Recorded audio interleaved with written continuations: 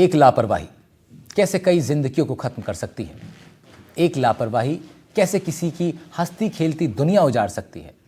आग की एक चिंगारी कैसे शोलों में बदलकर सब कुछ खत्म कर सकती है। गुरुवार को अजमेर में देखने को मिला, जहां फायर सेफ्टी न होने की लापरवाही के चलते 4 जिंदगियां काल के गाल में समा गई। लेकिन बात सिर्फ एक अजमेर या एक होटल की नहीं, बल्कि देश में ऐसा बार बार है। फायर सेफ्टी के नाम पर सिर्फ बातें होती हैं, जबकि कई बड़ी घटनाएं हो चुकी हैं। तमाम प्रतिष्ठानों में छापेमारी की खानापूर्ति की जाती है, पाक साफ दिखा, ताकि प्रशासन खुद को पाक साफ दिखा सके। फिर वही ढाक के तीर पात हो जाता है। ऐसा लगातार होता है, बार बार होता है। लोग बेमौत मौत के गले लग रहे हैं, लेकिन सिस्टम नहीं सुधरता। फायर सेफ्टी को लेकर तमाम नॉर्म्स हैं, तमाम बातें कानून हैं, लेकिन वो कानून सिर्फ कागजों तक ही सीमित है। प्रतिष्ठान अपनी जेब ढीली कर रहे हैं, सिस्टम अपनी जेब भरने में लगा है। जरूरत है सख्त से सख्त नियमों को लागू करने, ताकि आगे कोई अजमेर ना, किसी घर में मातम ना। आज की इस खबर पर इस पेशकश में हम आपको दिखाएंगे अलग अलग शहरों की फायर सेफ्टी को लेकर कैसे हैं हाल। 2 तस्वीरों से करेंगे शुरुआत। सबसे पहले आप देखिए, एक तस्वीर अजमेर की दिखाएंगे आपको, जहां एक संकरी गली में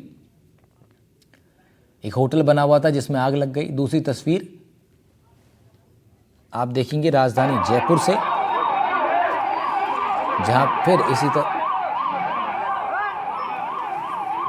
यहाँ से पब्लिक चिल्ला रही है, लड़की गिरने की कोशिश कर रही है। ये देखो, बिल्कुल जूम करके देखो। और अब 2 तस्वीरें आपको दिखाते हैं, एक तस्वीर अजमेर की और दूसरी तरफ आपको राजधानी जयपुर की दिखाएंगे। अजमेर में आप देखेंगे, देखिए तस्वीर आपके सामने आएगी कि भाई एक संकरी गली में होटल बना हुआ है, और कितनी पतली ये गली है जिसमें होटल बना हुआ है। इसमें अगर आग लगती है तो फिर बहुत स्वाभाविक है कि बड़ा हादसा हो सकता है, जो कि हुआ। और अगल बगल की इमारतों को भी ये आग अपनी चपेट में ले सकती थी, अगर दमकल की गाड़ियों ने समय रहते काबू ना पाया होता। दूसरी तस्वीर आप राजधानी जयपुर से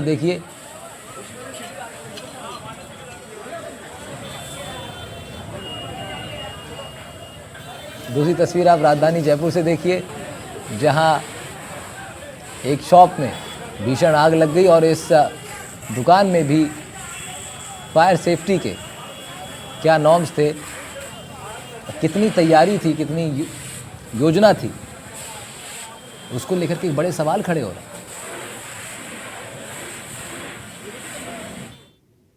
अब जरा आपको तस्वीरों के बाद कुछ ग्राफिक्स के जरिए दिखाते हैं कि आग लगने पर क्या किया जा सकता है। अब देखिए पहले हुआ क्या, अजमेर का होटल अग्निकांड, 4 लोगों की मौत हो गई इस अग्निकांड में। बड़ा हादसा ये हुआ है।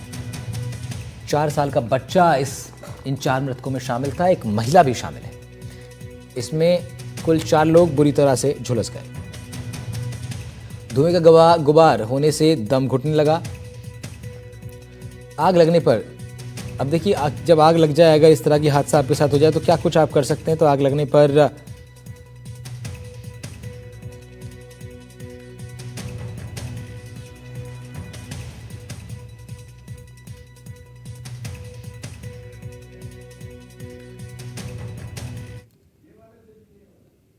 अजमेर की डिग्गी बाजार में एक होटल में भीषण आग लग गई। आग लगने की वजह शॉर्ट सर्किट बताई जा रही है। आग इतनी भीषण थी कि इसने कई लोगों को अपनी चपेट में ले लिया। आग में झुलसने से 4 लोग की मौत हो गई। मृतकों में एक बालक, एक महिला, 2 पुरुष शामिल हैं। आग लगने के बाद क्षेत्र में अफरा तफरी मच गई। वहीं बचने के लिए 2 ज़ायरीन होटल से कूद भी गए। बाद में भी 5 लोगों का होटल में रेस्क्यू किया गया। इन तस्वीरों में आप देख सकते हैं भीषण आग लगने की ये तस्वीरें हैं, जहाँ आग में झुलसते लोगों का रेस्क्यू किया गया है। और कड़ी मशक्कत यहाँ पर दमकल की टीमों को, पुलिस की टीमों को, सिविल डिफेंस की टीमों को करनी पड़ी है। और देखिए तत्परता के साथ वॉलंटियर्स ने काम किया। और अभी तस्वीर आपने देखी जिसमें एक छोटे से बच्चे को लेकर के दमकल कर्मी भागा। अब देखिए अजमेर से पवन अटारिया और जयपुर से वीरेंद्र शेखावत, 2 संवाददाता हमारे। अजमेर से पवन अटारिया और राजधानी जयपुर से वीरेंद्र सिंह शेखावत जुड़ रहे हैं। इनका रुख करते हैं। सबसे पहले अजमेर चलते हैं, जहां ये बड़ा हादसा हुआ है जिसके चलते 4 लोगों की मौत हो गई। पवन, सबसे बड़ा सवाल तो यही है, जिस तरह हमारी अभी टीम ने, जो मैंने इंट्रोडक्शन पढ़ा था उसमें लिखा कि ये तमाम कुछ सवाल छोड़ गए, ये जो मौतें हुई हैं कुछ सवाल छोड़ गई हैं, और ताकि दोबारा कोई अजमेर ना हो, इस तरह की खबरें हमें ना पढ़नी पड़े, उसके लिए बार बार बातें होती रही हैं। लेकिन कितना काम हुआ है ये एक बड़ा सवाल है। और अब जब ये घटना घटी है तो प्रशासन की जो लापरवाही है उसकी पोल भी खुल गई। जी राहुल, देखिए ये इस तरीके के जो अग्निकांड है उसका नाता अजमेर से कोई नया नहीं है। कई बार ऐसे अग्निकांड हो चुके हैं और कागजों में और कार्रवाई के नाम पर लीपापोती होती है और प्रशासनिक अधिकारी ये सभी कार्रवाई को लाल बस्ते में बंद करके रख देते हैं और चैन की नींद सोने लगते हैं। उसी का एक उदाहरण है कि आज अजमेर के डिग्गी बाजार में एक अग्निकांड हुआ। मात्र छोटी सी चिंगारी ने विकराल रूप ले लिया और इस आग की चपेट में तीन जो कि दिल्ली के रहने वाले थे और एक गुजरात की एक सदस्य थे, तीन लोगों की दम घुटने से और एक व्यक्ति की ऊपर से जलती बिल्डिंग से कूदने से दर्दनाक मौत हो गई और कई लोग अभी भी अपनी जिंदगी और मौत के बीच लड़ रहे हैं। सबसे बड़ा सवाल फायर सिस्टम नहीं था, कॉमर्शियल था या नहीं था, इस पर जो स्थानीय प्रशासन है वो चुप्पी साधे हुए है। मेरे पीछे आप देख सकते हैं 10 से 12 फीट की ये गली है और यहाँ पर कम से कम 5 मंजिला इमारत यहाँ पर खड़ी हो गई है और मंजिला इमारत सिर्फ नाज होटल की नहीं है, उसके आप सामने, उसके आजू, उसके बाजू और तमाम जो पूरा एरिया है वो इसी तरीके से गेस्ट हाउस और होटलों में तब्दील हो चुका है।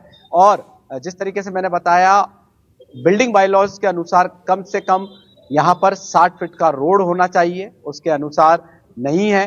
किस तरीके से ये कॉमर्शियल नक्शे पास होते हैं और नक्शे पास भी होते हैं तो किस तरीके से जो नियम है उसके विरुद्ध बिल्डिंग बन जाती है। तो ये सभी सवाल हैं, जैसा कि आप बता रहे हैं, सवाल छोड़ गए हैं और सवाल आगे भी इसी तरीके के बरकरार रहेंगे।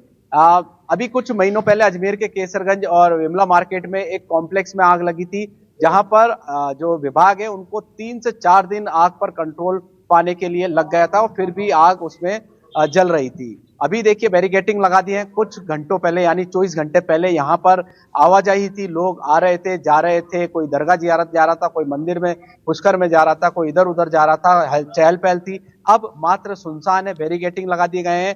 जो आग लगी थी होटल, उस पर शटर डाउन कर दिया गया है। कानून व्यवस्था बनी रहे उसको लेकर पुलिस का जाब्ता यहाँ पर तैनात है।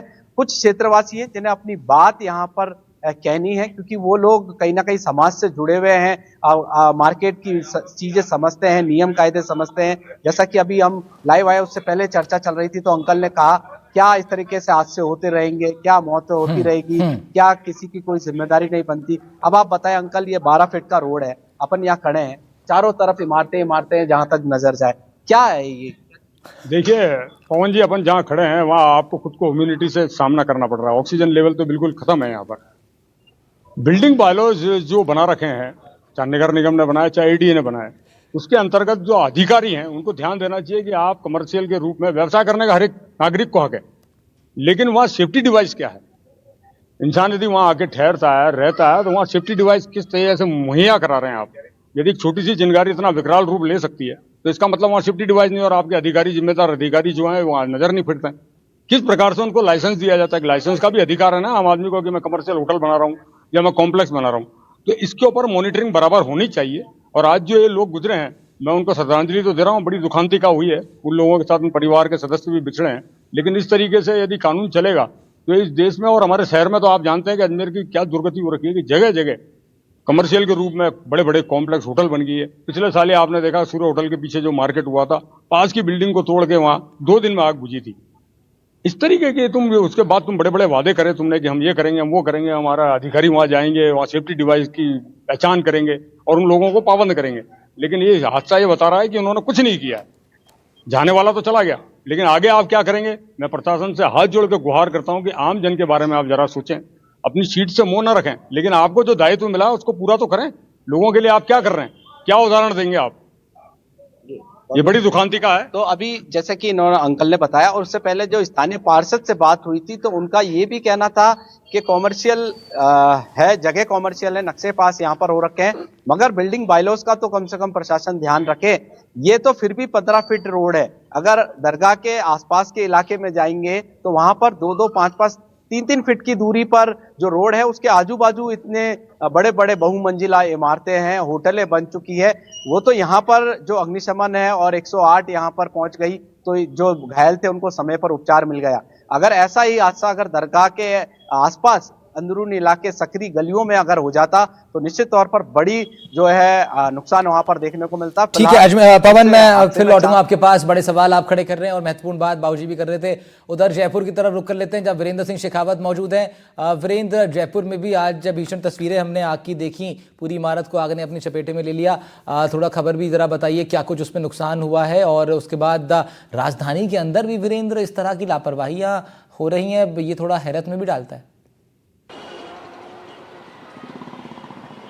बिल्कुल, देखिए राहुल, मैं इस वक्त टोंक रोड पे मौजूद हूँ और मेरे सहयोगी पुष्पेंद्र से कहूँगा कि ये जो आग ने अपने आगोश में लिया था उस दुकान की तस्वीरें हैं जहाँ पर जो कह सकते हैं कि लगभग 3 लाख के करीब जो है इनका जो अलग अलग मटेरियल था वो पूरे तरीके से जलकर राख हो चुका है। और आप देखिए कि यहाँ पर किस तरीके से इनका जो जला हुआ जो मटेरियल थे, चाहे इसमें अनाज की बात कीजिए, अन्य प्रोडक्ट की बात कीजिए, वो पूरी तरीके से यहाँ पर जो है इनको मजबूरन यहाँ पर फेंकना पड़ रहा है। इसके साथ ही अगर मैं बात करूँ, लगातार जिस तरीके से हमारे सहयोगी भी कह रहे थे कि कहीं ना कहीं इसके अंदर प्रशासन की भी लापरवाही रहती है। हाँ, ये ज़रूर है। आप देखिए कि यहाँ पर जो आग लगी इसकी मुख्य वजह ये थी राहुल कि यहाँ पर जो आग के कारण है वो लगातार शॉर्ट सर्किट की वजह से हुआ। आपने देखा होगा कि जब हसनपुरा इलाके के अंदर शॉर्ट सर्किट होता है तो वो आग पूरे उस गोडाउन को जो है अपने आगोश में ले लेती है और पूरा जो उनका वहाँ का जो भी मटेरियल रहता है, गद्दों का जो स्टोर रहता है, वो पूरी तरीके से स्टॉक है वो जलकर खाक होता जाता है। लेकिन सबसे बड़ी बात यह है कि अगर नियम और कायदे बनाए जाते हैं, क्यों नहीं उनको धरातल पर उनकी पालना की जाती है? क्यों नहीं उन नियमों को जो कह सकते हैं कि ताक पे जो रखने वाले अधिकारी हैं उनके खिलाफ कार्रवाई की जाती है? क्योंकि सबसे बड़ी बात यह है कि आप जैसे ही अगर मान लीजिए मैं यहाँ की बात करूँ तो यहाँ पर आप देखिए कि जो आग के मुख्य वजह बताई गई है वो शॉर्ट सर्किट बताया गया है। और जिसमें आप देखिए कि पूरी बिल्डिंग है ये केवल एक दुकान के अंदर लगी और साथ की जो दुकान है जहाँ पर हम जिक्र कर रहे थे टोंक रोड का, वहाँ पे पूरी तरीके से ये दुकान भी जो है लगभग जो है आधी के करीब जो है ये दुकान जो दूसरी दुकान को अपने आग में ले लिया था आगोश में। इसके साथ ही अगर बात की जाए यहाँ के ओनर की तो उनसे भी मैं बातचीत करूँगा कि किस तरीके से आग लगी, कितने का नुकसान हुआ। क्या नाम है बाबूजी आप? संजय कितने बजे ये आग लगी?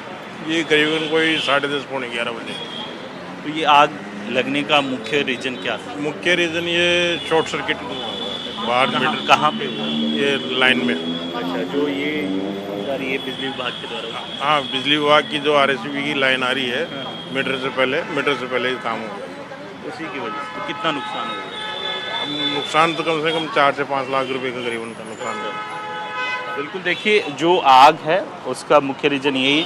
और आप देखिए कि ये वो केबल है जिसमें शॉर्ट सर्किट होता है और उसके बाद से जो है पूरी ये दुकान है आग की लपटों के अंदर जो कह सकते हैं कि पूरी उसमें जद्दोजहद में आ जाती है। हालांकि आग पर काबू पाने के लिए 2 फायर ब्रिगेड की गाड़ियां जरूर आती है लेकिन समय रहते उस आग को कंट्रोल में कर लिया जाता है। और इस केबल की अगर मैं बात करूं तो ये बिजली विभाग के द्वारा जो है हर किसी के घर में लगाई जाती है। और अगर गुणवत्ता की बात की जाए तो अगर मान लीजिए अगर गुणवत्ता अच्छी होती तो शायद तक जो है शॉर्ट सर्किट, क्योंकि राजस्थान की अगर बात की जाए तो राजस्थान के अंदर आपने देखा होगा कि लगातार जो गर्मी है वो अपना जो प्रकोप है वो दिखा रही है। और साथ ही जो टेम्परेचर है अगर अभी की अगर मैं बात करूं तो अभी आप राहुल देखिए कि 42 के करीब जो है यहाँ का टेम्परेचर है। और सोचिए अगर दोपहर का जब समय होता था उस समय कितना होगा, क्योंकि जून और जुलाई का महीना भी आना बाकी है और उसके अंदर आप देखेंगे जो टेम्परेचर है वो अपने अधिकतम जो तापमान रहता है उसके ऊपर रहेगा।